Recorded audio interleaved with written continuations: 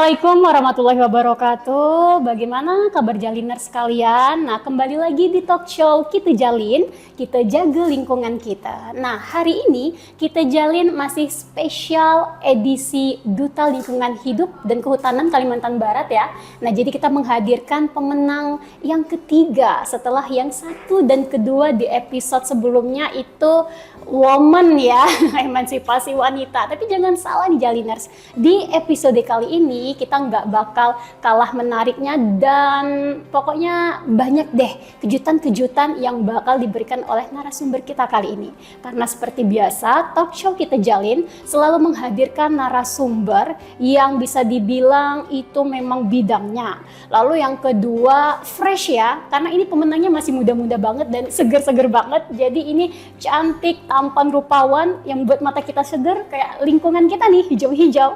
Nah, selanjutnya lagi, biar nggak berlama-lama, kayaknya udah nggak sabar nih daripada ketemu sama Kak Nisa, kita langsung aja deh ke pemenang kita yang ketiga, Duta Lingkungan Hidup dan Kehutanan Kalimantan Barat. Ayo kita sapa dulu dengan Kak Frans, bener ya? Iya, betul. Iya, nah jadi hari ini pertama kalinya perdana nih Kak Frans, kita syuting Kita Jalin di studio Edu TV.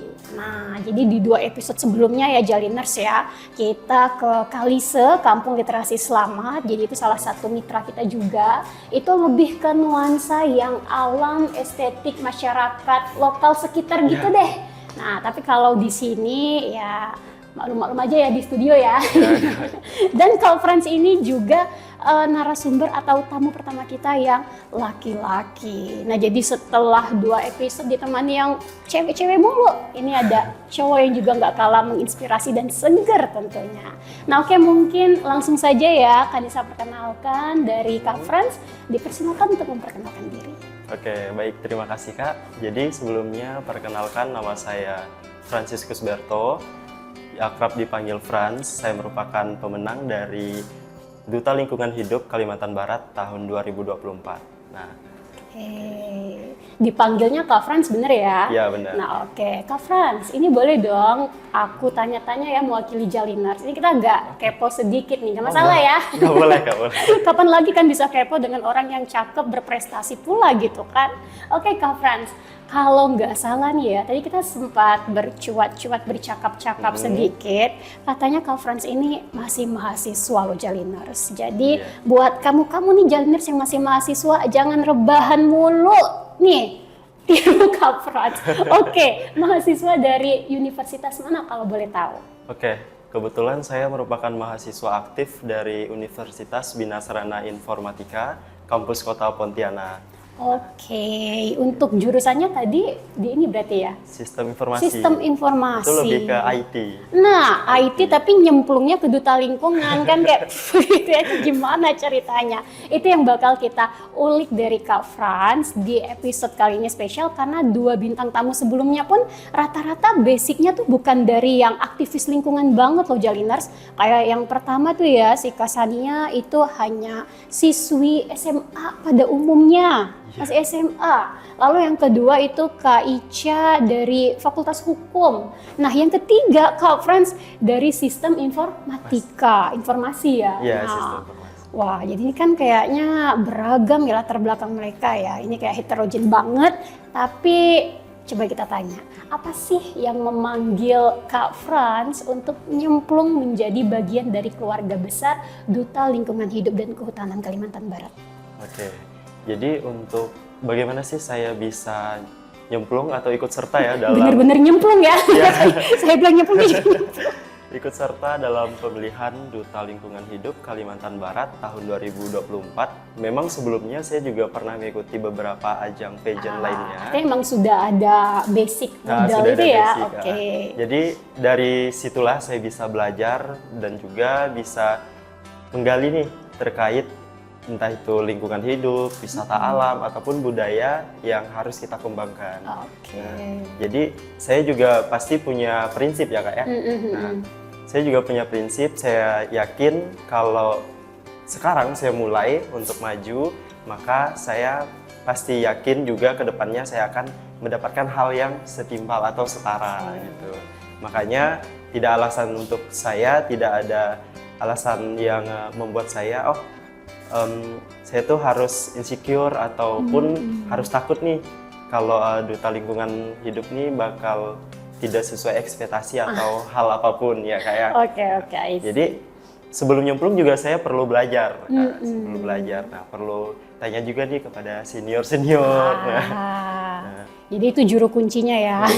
Tapi ada yang tadi Kanisa tangkep nih Jaliners dari Kak Franz, bahwa apa yang kita tuai nanti itu yang bakal kita peroleh di masa depan, begitu ya? Iya, betul. Nah, jadi memang dari jauh-jauh hari, dini hari, selagi muda, dia bereksperimen mencoba banyak hal, tapi walaupun bereksperimen, dia nggak mau asal nyemplung ke sungai nih. Iya, Dia betul. harus tahu itu ekosistemnya seperti apa. Nah, sebelumnya, apakah Kak Franz ini memang asli dari kota Pontianak atau dari kabupaten kota lainnya di Kalbar? Oke, kalau untuk saya bukan dari asli Pontianak, Kak.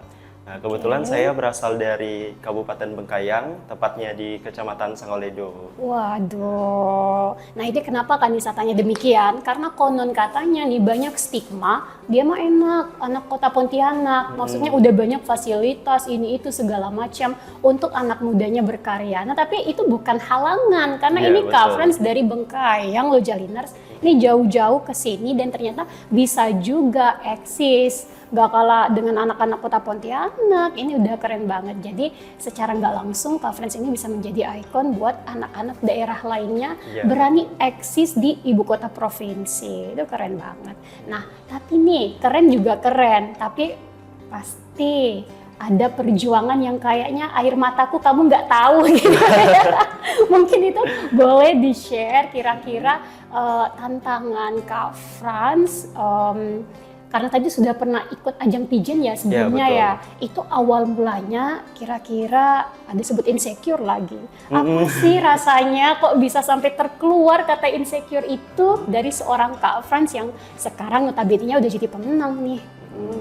Oke, baik. Sebelumnya untuk sebelum saya turun ke dunia pageant nih Kak, sebelumnya memang sudah membangun komunitas. Nah, nama komunitas itu Cerita Kita. Jadi Cakep ya cerita kita. Iya, Cerita Kita.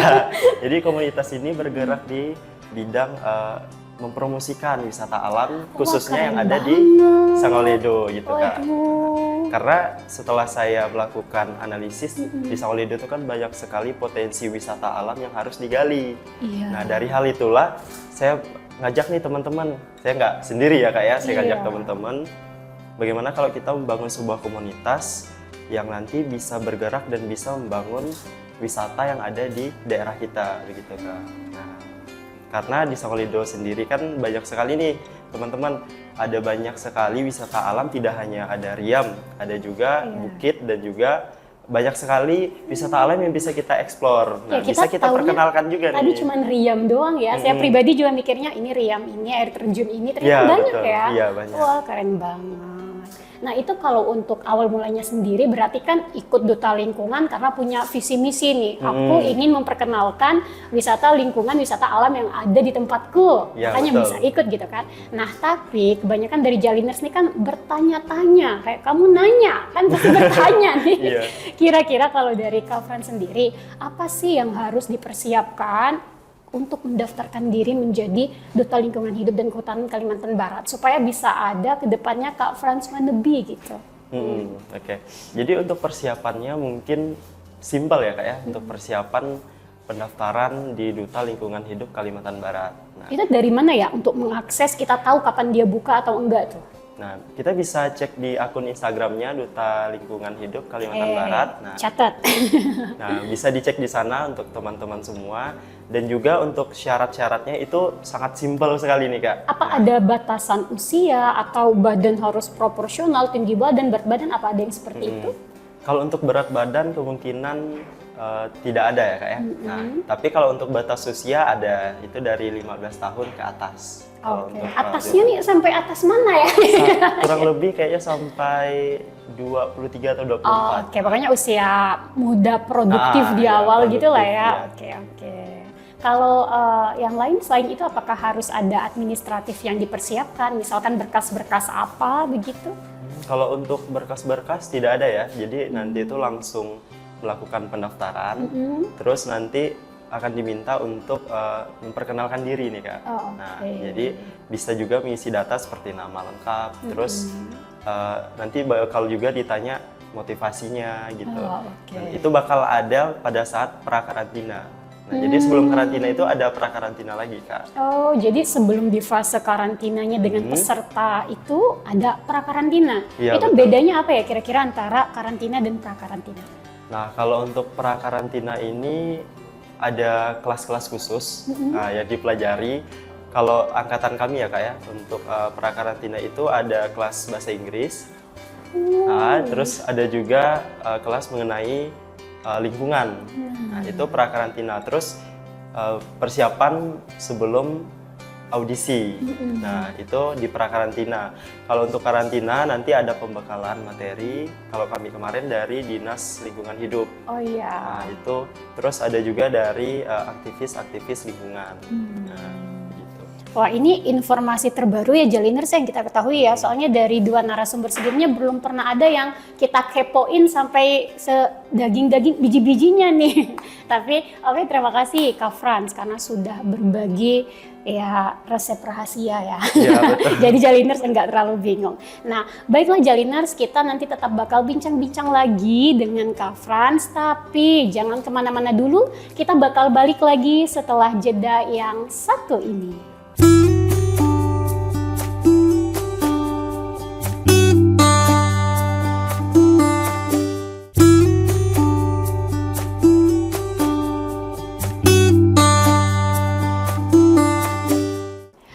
Oke, halo Jaliners, kembali lagi di talk show Kita Jalin, kita jaga lingkungan kita. Nah oke, baiklah, tadi sudah ada jeda sebentar, ini udah nggak sabar pasti mau bincang-bincang lagi ya kita dengan Kak Frans. Nah di sesi kali ini, udahan dulu ya tentang Kak Fransnya, kita balik ke topik utama yaitu tentang isu atau permasalahan lingkungan yang ada di Kalimantan Barat, yang mana Jaliners dan masyarakat umum lainnya wajib tahu. Karena manusia nggak bakal ada nih kalau lingkungannya juga nggak ada. Jadi sama-sama harus menjaga ya, bener ya. Jadi tugas menjaga lingkungan itu bukan cuma tugasnya pemerintah, tugasnya Kak Frans dan teman-teman nih Duta Lingkungan Hidup, tapi tugas kita bersama. Setuju atau sejuta? Setuju ya? Setuju ya, setuju. Nah oke, baik Kak Frans. Jadi tadi kan di sesi pertama kita sudah berbicara banyak hal ya tentang Kak Frans sendiri dan juga Duta Lingkungan Hidupnya. Nah semoga tahun depan berarti ya bisa lebih ramai lagi nih yang daftar. Ini nih seniornya aja udah sekeren ini kan. Nyesel kalau nggak daftar. Nah di sesi kali ini kita bakal bincang-bincang seputar isu atau permasalahan lingkungan yang ada di Kalimantan Barat. Nah kan kalau kita kulik kembali ya, kita sudah banyak baca berita-berita yang berseliweran, baik itu di media sosial atau media elektronik. Kayaknya karena Kalimantan Barat ini termasuk pulau kedua terbesar ya, kalau Ya, se-Indonesia betul. setelah Papua, itu Kalimantan loh teman-teman. Kalau nggak salah itu Kalbar aja bisa 70-an juta hektar. Nah, pasti bermacam-macam nih problem lingkungan yang ada. Terlebih kita ini kan memang basicnya banyak hutan ya kalau di Kalimantan ya. betul. Nah, makanya kali ini Kak Frans mau mengajak teman-teman supaya lebih aware lagi tentang isu hutan sesuai selempang yang beliau pakai, kehutanan. Tanah.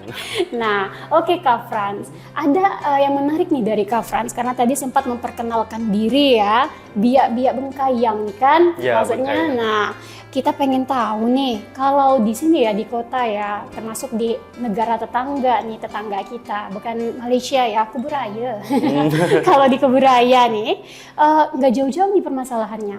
Pasti setiap tahun selalu ada yang namanya kebakaran hutan. Nah, kalau di daerah tempat Kak Frans sendiri, apakah serupa nih? Apakah juga sering terjadi atau pernah terjadi kebakaran hutan? Kalau untuk kebakaran hutan memang bukan lagi sering terjadi sih Kak, memang itu tiap tahunnya pasti ada ya. Memang Setiap kayaknya tahunnya pasti ada. penduduk tetap ya. Penduduk tetap. Oke.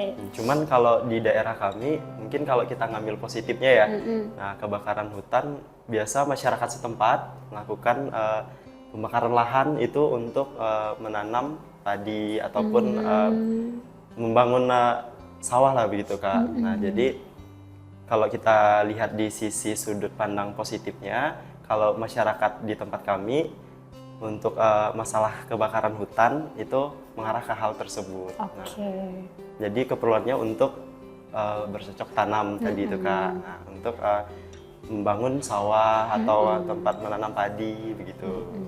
Nah ini kalau kita lihat memang rata-rata setiap tindakan yang manusia lakukan itu memang pasti ada alasan Iya, sih. betul, pasti Kalau ada kata orang alasan. Melayu itu banyak lapis ya. Kenapa banyak lapis? Pembenarannya pasti ada. Enggak bisa disalahkan sih. Tentu Iya, ya kita betul. butuh mata pencaharian, ya kan?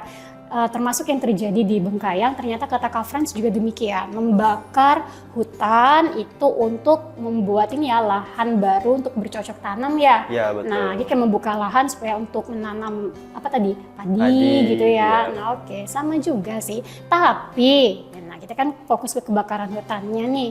Kira-kira jika pola seperti itu diteruskan oleh masyarakat, ada nggak sih dampak negatifnya untuk lingkungannya? Kata tadi kan dampak positifnya sih oke sih untuk diri dia mata pencaharian ya. Iya, betul. Tapi kita kan kayaknya pasti ada plus minus nih.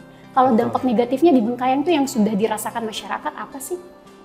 Pasti pencemaran polusi Kak, pencemaran udara gitu ya. Nah, cuman mungkin tidak hanya dirasakan di Bengkayang, mungkin di beberapa daerah juga pasti ada kayak kabut asap gitu kan Iya. Kak. Nah, pasti ada pencemaran udara.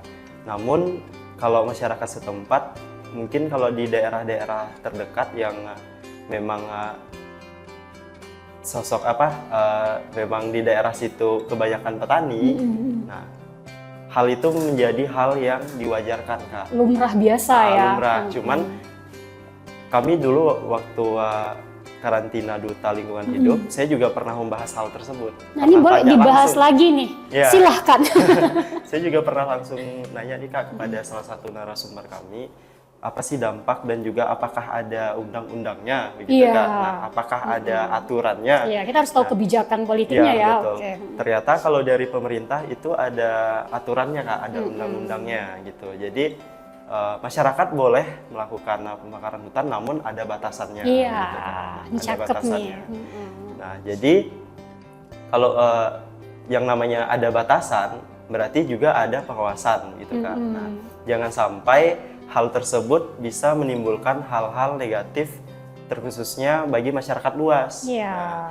Nah, makanya tadi dibuat undang-undangnya karena kalau kita langsung ke masyarakat, langsung tanya nih Kak ke masyarakat, pasti masyarakat bilang kalau kami tidak bakar lahan, nanti kami pencariannya bagaimana begitu kan. Oke. Nah, makanya jadi ibaratnya serba salah nih Kak. Nah, jadi pemerintah mengambil kebijakan dan membuat undang-undang, katanya Iya, begitu. Tapi ya kalau kita lihat polemik di masyarakat ya, sebenarnya terkadang kebakaran hutan yang terjadi besar-besaran itu, pembakaran, terkadang bukan dilakukan oleh individu masyarakat. Iya, Iya betul, kan? Kak. Malahan perusahaan gede, ini sorry ya. Iya. Malahan oknumnya itu perusahaan. Nah, apakah Kak Frans pernah menemukan hal seperti itu di tempat Kak Frans? Kalau di tempat kami, kalau untuk perusahaan mungkin nggak ada ya Kak. Cuman Oke. kalau untuk pencemaran udara ada, itu agak susah ya nyebutnya ya. Memang ada Kak. Ada pasti lah ada, ya. iya. Nah oke. Kita masih seputar tentang kebakaran hutan nih, karena kayaknya ini asik banget kita Iya, bahas, betul. apalagi ini setiap tahun Kalimantan Barat kayaknya ini tetap nih. Tetap Walaupun ada. setahu saya ya, ini kalau kita lihat memang 5 tahun terakhir itu mengalami penurunan baik dari hotspotnya, titik panasnya itu kan, bahkan kebakaran hutan dan lahannya setahu saya dari PJ Gubernur kemarin juga menyampaikan berkurang gitu. Iya, betul. Dari yang dulu katanya ada berapa ribu, berapa ratusan, pokoknya ada 300-an kasus hotspot berkurang. Lalu juga kebakaran hutan dan lahan 150.000 ke 111.000. Itu kan suatu prestasi ya. Artinya yang disampaikan Kak Frans, kebijakan-kebijakan dari pemerintah sedikit banyaknya perlahan-lahan mengarah ke arah efektif. Gitu. Iya, betul. Nah, tetapi ini kan kita berusaha seminimal mungkin bagaimana kita menekan angkanya supaya kecil gitu ya. Ya, supaya Nah, kecil. dari Kak Frans sendiri, kira-kira karena tujuan kita di sini adalah supaya masyarakat lebih aware, apa sih yang harus masyarakat lakukan supaya bisa menghindari nih? Jadi salah satunya dari pencemaran udara tadi ya, Ya, polusi. Kira-kira apakah memang angkanya hanya di kebakaran hutan aja atau ada aktivitas pola kegiatan masyarakat yang kayaknya harus dirubah nih sedikit-sedikit tapi nanti membuahkan hasil gitu. Oh, oke. mungkin kalau dari masyarakat memang harus bekerja sama nih Kak dengan pemerintah. Nah, jadi tidak hanya dari satu individu atau dari suatu kelompok, jadi harus ada kerjasama nih dari pemerintah dan juga dari masyarakat umum. Nah, harus mencari juga jalan keluarnya bagaimana, gitu Kak. Nah, dan juga kalau yang dibahas tadi terkait tentang polusi udara yang entah datangnya dari oknum-oknum perusahaan yang ilegal mungkin ya Kak ya. Nah, mungkin yang ilegal itu pasti harus ada garis pandang dari pemerintah. Nah, pasti harus ada nih surat izinnya begitu Kak. Harus ada jelas surat izin, ya. Harus iya. jelas. Jangan begitu, main mata begitu. Iya betul. Nah, seperti yang terjadi banyak sekali seperti limbah pabrik begitu kan Kak. Iya, Nah, tidak hanya dibuang ke pencemaran lingkungan udara ya. ya. Nah, pencemaran air juga bisa terjadi. Nah, seperti itu. Jadi perlunya kesadaran dari masyarakat dan juga harus menyeimbangi begitu Kak. Harus menyeimbangi misalnya terkait tentang pembakaran lahan tadi. Nah, bagaimana sih bisa menyeimbangi hal tersebut dan mengajak pemerintah untuk bekerja sama untuk mencari solusinya begitu Kak. Jadi dari sisi masyarakat bisa mendapatkan hasil dari panen dan juga bisa terhindar nih dari polusi udara gitu Kak. Kalau dari Dinas Lingkungan Hidup sendiri kira-kira sudah pernah belum ya? Ini kan ada dutanya nih, mengadakan kegiatan bersama masyarakat yang memang fokusnya di isu lingkungan ini. Barangkali ada menanam bersama atau apa gitu.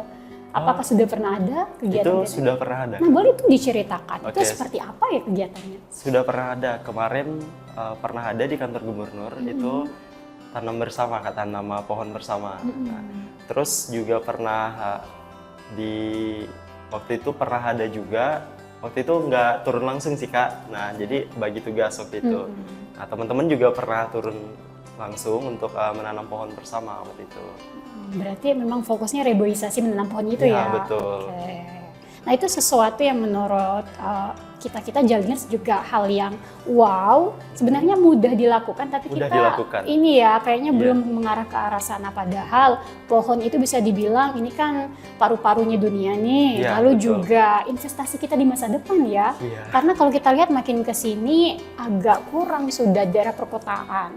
Nah, selain tadi kita sudah membahas tentang polusi udara, lalu juga sempat membahas tadi ada ini ya, ternyata limbah yang dibuang ke Iya, betul. sungai atau ya yang mengalir lah seperti Iya. itu. Kalau di Pencemaran sana, sungai gitu iya ya. pencemaran ya. Nah, di sana kan di Bengkayang nih, tadi sempat berbicara soal riam-riam. Ini kan kami kepo ya, kebetulan saya di Pontianak nih nggak ada riam-riaman. Pernah nggak sih kalau misalkan riamnya itu tercemar atau apa karena ulah tangan manusianya? Kalau untuk riam kayaknya nggak pernah Kak. Nggak, Cuman ya? kalau untuk sungai pernah. Nah, oke. di beberapa sungai itu pernah ada pencemaran. Jadi yang tadi airnya jernih menjadi kotor gitu Kak. Nah, I itu see. ulah mungkin oknum-oknum dari tambang ilegal begitu. Oh ya, di sana kan karena pertambangan juga ya? Iya betul. Oh, oke. Kalau untuk di sananya ya, karena ini tadi ada pertambangan ini segala macam, kita juga jadi kepo tentang satwanya. Apakah yang di hutan-hutan sana masih terjaga satwa-satwa itu? Maksudnya kalau di sini kan kita nggak bisa bicara itu ya, hutan mana mak kita omongkan di sini, hutan untan. Gitu. Nah, pengen tahu dong kalau di sana apakah ada kerusakan hutan yang menyebabkan satwa kehilangan rumahnya kah, atau ekosistem di sana terganggu? Apakah pernah seperti itu? Kalau untuk kerusakan hutan kayaknya belum ada ya. Belum Kak, ya. Ini Karena- seperti terjaga sekali di Bengkayang. Iya. Kebetulan kalau Pemerintah di Bengkayang. di daerah saya sendiri di situ ada namanya hutan adat Kak. Wih, Hutan adat dan hutan di- lindung gitu. Jadi di dalam situ tuh banyak sekali tumbuhan-tumbuhan yang dilindungi. Wah, itu bisa dikunjungi oleh masyarakat umum. Kalau untuk masyarakat umum bisa Kak dikunjungi. Nah, Keren. cuman kalau dari kampung ke tempatnya itu lumayan jauh dan untuk aksesnya juga masih jalan tanah Kak. Mungkin itu kendalanya ya. Itu kendalanya. Bengkayang punya tempat yang keren-keren, tetapi ternyata mobilisasi untuk kesananya itu yang susah. Oh, jadi agak problematika kita tuh bisa dibilang serba salah ya. Iya betul. Ada modal nih, tapi untuk kesananya itu yang susah. Seperti itu. Oke. Nah, masih seputar tentang pencemaran lagi. Tadi kita udah pencemaran udara udah. Air udah. Nah kira-kira dari Kak Frans sendiri, apakah cuma kedua hal ini masalah lingkungan yang Kak Frans temui? Atau kayaknya ada nih hal-hal terbaru akhir-akhir ini yang membuat Kak Frans tuh matanya terbuka dan pengen sahabat Jaliners yang lain juga harus aware? Nah, tidak hanya dua itu tadi Kak. Nah, salah satunya itu adalah bagaimana sih cara kita menjaga lingkungan sekitar kita, seperti buang sampah pada tempatnya. Oh ini gitu, nih, Kak. kayaknya sepele tapi masih dilakukan. Betul. Nah, Ya, itu salah gimana? satunya saya pernah berkunjung di salah satu Riam. Nah, Riam yang kebetulan memang ada di Bengkayang, Kak. Nah, jadi pas datang ke lokasi saya lihat ada sampah berserakan di mana-mana. Nah, itu sangat disayangkan sekali ya, Kak ya, karena ibaratnya Riam ini adalah sebuah tempat wisata yang tadinya kita datang ingin melihat keindahannya. Iya. Tapi pas sampai ke lokasi tersebut kita lihat wah sampah Ya nih. indah enggak malah sampah ya. Iya banyak. betul. Oke. Ini kelakuan oknum-oknum yang memang harus ada edukasi dan ada sosialisasi Kak gitu. Tapi kalau kita lihat seperti itu ya menurut Kak Frans sendiri, terkadang kan kita memang sepenuhnya nih nggak bisa menyalahkan budaya masyarakatnya nih Iya, yang memang betul. ya udah buang-buang gitu. Itu memang perlu diedukasi, disosialisasi lah. Tetapi sebagai yang punya wisata atau pemerintah kan setidaknya ada upaya preventif nih. Apakah menurut Kak Frans, kenapa sih masyarakat buang sampah sembarangan di situ kira-kira? Mungkin nggak faktornya semisal nggak ada tempat sampah yang disediakan atau ada tapi nggak banyak. Nah, kira-kira masalah seperti itu mungkin nggak?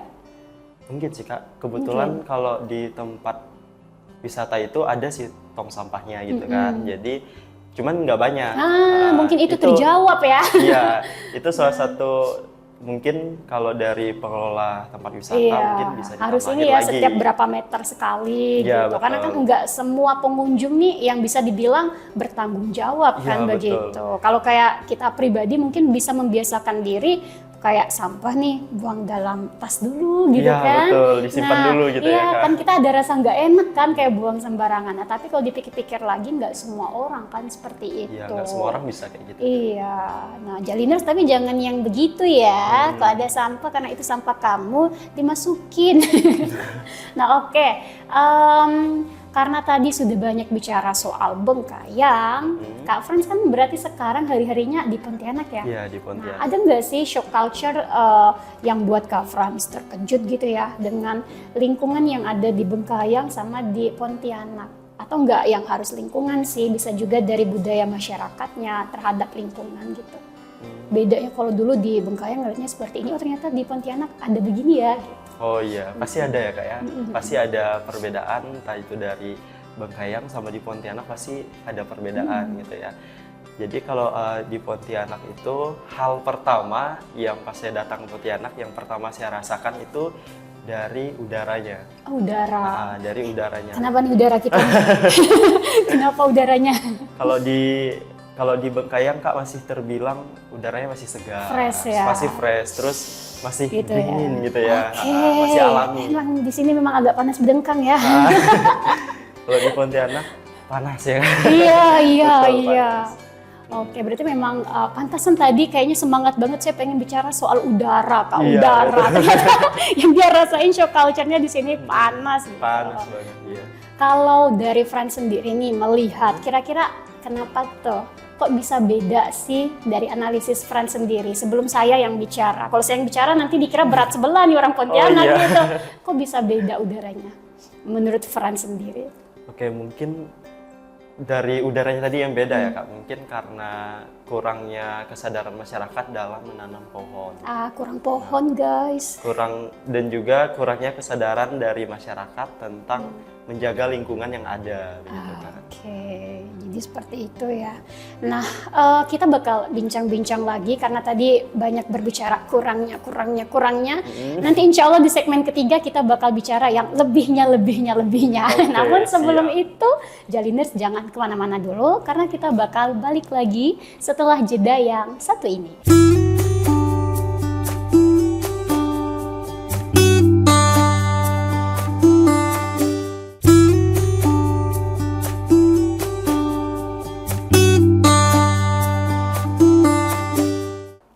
Oke Jaliners, kita kembali lagi di Kita Jalin, kita jaga lingkungan kita. Nah oke, di segmen yang ketiga ini kita masih ada kesempatan untuk bercakap-cakap dengan Kak Franz. Nah abang kita nih yang dari Bengkayang.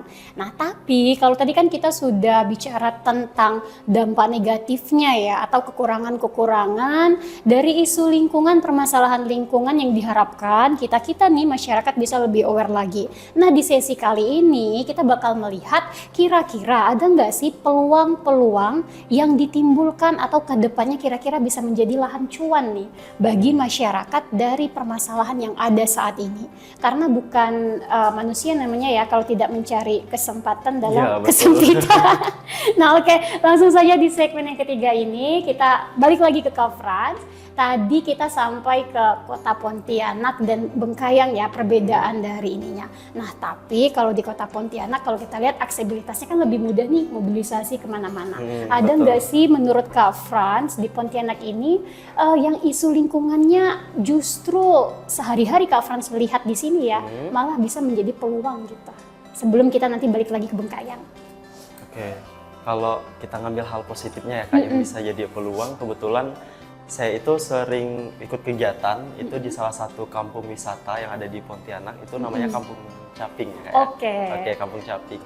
KB Tanhiri berarti ya? Iya betul. Iya, nah, jadi setelah saya mengikuti kegiatan, banyak ya kegiatan yang ada di Kampung Caping, saya bisa lebih banyak belajar nih Kak. Nah ternyata banyak sekali hal-hal positif yang bisa saya ambil dari situ. Dari masyarakatnya yang bisa diajak bekerja sama, terus bagaimana cara masyarakat mengembangkan budaya mereka yang ada, karena di sana kan terkenal dengan capingnya nih Kak. Iya, nah, caping jadi, ini ya untuk membuat ini. Iya ya. betul, ya Kak, di topi kayak topi itu. Nah, jadi bagaimana sih cara mereka mempertahankan budaya mereka, mempertahankan caping tersebut sehingga bisa dikenal luas nih sama masyarakat dan itu bisa menjadi cuan. Nah, jadi berarti capingnya ini memang dari bahan alam ya. Iya, betul. Nah, itu poinnya. Membuatnya berarti untuk menghasilkan uang memang dari bahan-bahan alam. Oke. Terus? Jadi setelah saya analisis dan juga setelah saya bincang-bincang nih dengan aktivis-aktivis yang ada di Kampung Caping, belajar juga sama mereka, ternyata hal-hal positif itu hadir dari adanya kerjasama dengan masyarakat dan juga ada komunitasnya gitu Kak. Jadi di situ tidak hanya ada rumah adatnya, tapi juga ada rumah baca atau kayak perpustakaan kecil gitu Kak. Jadi pas saya lihat, wah ternyata keren banget nih di sini gitu. Nah terus mereka tidak hanya memperkembang atau menjaga caping tadi, nah tapi juga membangun hal-hal baru yang bisa menjadi nilai tambah untuk daerah mereka begitu Kak. Nah, waktu itu pernah ada pameran ya, pernah ada kegiatan juga di sana. Saya lihat ternyata tidak hanya caping nih yang menjadi ikon di situ. Nah, yang lain juga ada gitu ya. Nah, salah satunya itu permainan ini ya Kak, permainan anak-anak lokal yang ada di sana, permainan-permainan orang zaman dulu ya Kak ya. Nah, salah satunya seperti congklak. Nah, ternyata masih dilestarikan di sana Kak. Nah, kalau di beberapa daerah saya lihat kalau untuk permainan zaman-zaman dulu itu udah mulai hilang lengser nih ya, udah mulai lengser. Mungkin karena berkembangnya zaman, terus kurangnya sosialisasi terhadap anak-anak, mungkin faktornya kayak gitu ya Kak ya. Nah, tapi kalau di situ saya lihat untuk anak-anaknya sendiri mereka diajar nih Kak, dikenal lagi nih dengan permainan yang ada dan juga dikenal juga nih dengan nilai-nilai apa sih yang ada di tempat mereka, sehingga orang-orang di situ bisa tahu nih ternyata zaman dulu tuh ada ini begitu Kak. Tidak hanya orang sekitar situ, saya juga yang baru pergi datang berkunjung gitu ya. Berkunjung bisa tahu nih, oh ternyata dulu tuh ada permainan kayak gini loh gitu Kak. Nah jadi itu hal positif yang saya ambil pada saat berkunjung ke tempat tersebut. Nah, terus orang di sana juga ramah-ramah gitu Kak. Nah, pokoknya seru saat kita bertanya, kita bisa pulang bawa suatu jawaban yang memuaskan gitu Kak. Oke, I see. Nah, jadi memang sih ya kalau di Kota Pontianaknya ada agak sedikit perbedaan dengan kabupaten lainnya atau kabupaten kota. Karena di sini kalau di kabupaten kota kan bisa menaikkan alamnya, gitu Iya, ya. betul. Riamnya, ininya, itunya. Nah, kalau di Kota Pontianak karena kita sentralnya di tengah nih, Iya, kita betul. kesusahan untuk menaikkan ikonnya seperti itu. Paling kita punyanya ya seperti Sungai Kapuas kalau mengandalkan alam begitu kan. Iya. Nah, tetapi memang Pontianak itu dia punya program Smart City ya Jaliners ya. Jadi banyak sekali kampung-kampung yang seperti Mendawai. Jadi ada kampung wisata, kalau Mendawai kan kampung wisata Caping gitu ya. Iya, betul. Ada kampung Tenun itu di Pontianak Utara, kampung Tenun ini misalkan. Nah, kalau yang di belakang kita ini kampung literasi. Nah, Oke. jadi kalau kita jalin collab-nya dengan kampung literasi dan banyak kampung-kampung binaan lainnya kalau di Pontianak ini mungkin itu memang perbedaannya ya. Nah, kalau di daerah Kanisa kurang tahu nih Jaliners, tapi barangkali juga ada cuman nggak ke-up kali ya. Nah, rata-rata memang seperti itu. Banyak cara kita yang dari masyarakat juga bisa kok seperti kata Kak Frans untuk terjun langsung memecahkan isu atau masalah yang ada di masyarakat kita kayak dari masyarakat oleh masyarakat untuk masyarakat gitu Iya, ya. betul, Kak. Asalkan kita berkolaborasi, bersinergi, kita bentuk suatu komunitas bersama, kita jalin juga kerjasama dengan pemerintah ya seperti Iya, itu. betul. Nah, kayaknya itu memang sesuatu yang peluang yang bagus gitu ya. Kalau setiap kabupaten kota menirukan gerakan langkah yang sama, kayaknya masalah apapun, apalagi masalah lingkungan, kayaknya bisa terpecahkan ya. Iya. Kayaknya seperti itu. Nah, oke, itu Jaliners tentang dampak atau hal positifnya ya, peluang-peluang yang Kak Frans bercerita. Kalau di versi Kak Frans sendiri, kita juga pengen tahu ya Jaliners ya, kalau di Bengkayang itu peluangnya apa-apa aja sih Kak Frans? Karena mumpung ini narasumber kita dari Bengkayang loh. Iya. Kalau untuk di Bengkayang itu peluang terbesarnya itu adalah dari wisata alam tadi, Kak. Oh, oke. Nah, terus selain wisata alam juga ada potensi dari perbukitannya. Nah, terus kalau untuk seperti budayanya itu juga masih terjaga kalau misalnya, Kak. Oh, begitu. Salah satunya kalau di kampung saya ya, Kak ya. Salah satunya itu masih dilestarikan oleh masyarakat umum sampai sekarang itu kalau di daerah saya itu suku Dayak. Nah, kalau suku Dayak itu masih melestarikan yang namanya adat nyobeng. Apa itu? Nyobeng? Nyobeng ya, Kak ya. Nah, mungkin kalau teman-teman semua mungkin masih bertanya-tanya nih, Iya. ini nyobeng apa nih ya? Oh, Kak? bener. Kalau di Diwakili oleh saya tadi, apa itu? bertanya nih apa sih itu nyobeng gitu ya, Kak ya. Oke, kalau di daerah saya nyobeng itu sebuah ritual. Nah, ritual sebelum kan dari nyobeng habis itu gawai gitu kan ya. Nah, gawai itu kayak menyambut hasil panen. Nah, kalau Oke. nyobeng ini mungkin singkatnya seperti ini, Kak. Kalau nyobeng itu ritual cuci tengkorak. Nah, Tengkorak dari dari orang zaman dulu. Nah, dari pokoknya orang ya. iya betul. Dari pokoknya itu sejarahnya dari tentara zaman dulu katanya, Kak. Nah, Walah. jadi tengkorak itu dicuci, nanti itu biasa dilakukan di rumah adat. Nah, itu menjelang sebelum gawai biasanya, Kak. Jadi itu masih sangat dilestarikan sekali. Saya sedikit tahu tentang informasinya, cuman kalau langsung ikut kegiatannya waktu itu pernah sekali ikut langsung kegiatannya, Kak, lihat prosesnya bagaimana. Jadi lumayan ngeri juga walaupun saya suku Dayak. Dia aja ngeri ya. Ya ngeri. Nah, itu apakah tengkorak mungkin tokoh masyarakat kah, orang terpandang kah, atau memang semua masyarakat melakukan itu gitu? Saya jadi penasaran nih, kita tiba-tiba bicara ini ya. Tentang adat ya, Kak. Iya ya, larinya ke situ. Oke, balik lagi ke Kak Frans. Nah, mau tetap lanjutin tengkorak atau bicara alam yang lain? Kak, lanjut. Lanjut. Alam. Oke. Nah, kira-kira selain adat yang terjaga, Riam, apakah dari pemerintah Kabupaten Bengkayang punya apa ya bahasanya ya, tempat-tempat lain yang diunggulkan untuk wisata alamnya? Untuk tempat-tempat lain itu banyak ya, Kak ya? Tadi ya bukit juga Iya, kan? bukit juga. Nah, salah satunya itu Bukit Sepancung, Kak. Oh. Nah, itu salah satu tempat wisata yang mungkin diunggulkan. Nah, kalau di daerah saya seperti Riam Merasap, Riam Pengar itu juga diunggulkan. Nah, jadi memang tidak pernah sepi pengunjung sih Kak kalau daerah Iya, situ iya, ya. iya. Jadi ramai terus, makanya itu bisa menjadi potensi yang bagus untuk daerah kami. Iya, mengangkat ini juga dan bisa menambah pendapatan masyarakat lokal ya dari situ ya. Nah oke, jadi memang sih ya kayaknya ini PR terbesar bagi kita di Jaliners. Kalau kata orang Pontianak nih, maaf ya, yang pantatnya berasap, yang suka jalan. Nah kayaknya PR terbesar kita adalah jangan keluar mana-mana dulu nih, apalagi keluar negeri atau keliling Indonesia yang gimana-gimana. Kayaknya harus wisata di Kalbarja dulu ya. Iya, Salah betul. satunya kunjungi nih wisata-wisata alam yang ada di Bengkayang yang tadi sudah Kak Friends promosikan. Iya. Saya kayaknya juga jadi pengen nih. Saya seumur hidup kayaknya ke Riam bisa dihitung 2 kali aja kayaknya. Itu pun udah terbagi tuh, misalnya satu Bengkayang, satu di Sanggau gitu kan. Nah kayaknya banyak yang belum kita jajahi ya ternyata ya. Sekaya itu loh Pontianak. Pontianak bangga Kalimantan banget Barat, dengan ya. Pontianak. Sekaya itu loh Kalimantan Barat. Pontianak juga kaya kok ya. Nah oke, dari Kak Frans nih, karena kita waktu kita nggak banyak nih ya waktu Iya. kita ya.